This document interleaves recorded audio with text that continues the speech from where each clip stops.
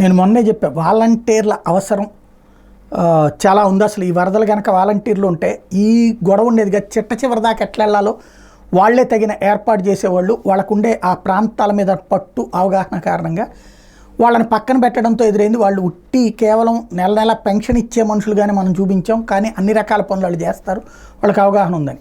సరే, అది పక్కన పెట్టేశారు. అంత అయిపోయింది, 3 నెలలు అయిపోయింది. 3 నెలల పాటు ఎవరితో సంబంధం లేకుండా పెన్షన్లు ఇచ్చేశారు కదా, ఇట్లాగే చెప్పుకుని వచ్చారు.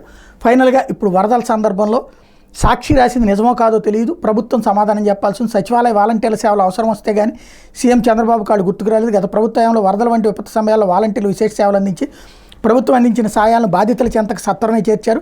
కూటమి ప్రభుత్వం అధికారంలోకి వచ్చిన రోజు నుండి రాష్ట్రంలోని వాలంటీర్లకు ఏ ఒక్క పని అప్పగించడం, గడిచిన 3 నెలలకు జీతాలు కూడా చెల్లించకుండా సీఎం చంద్రబాబు వాలంటీర్ల వ్యవస్థను పూర్తిగా పక్కన పెట్టేశారు.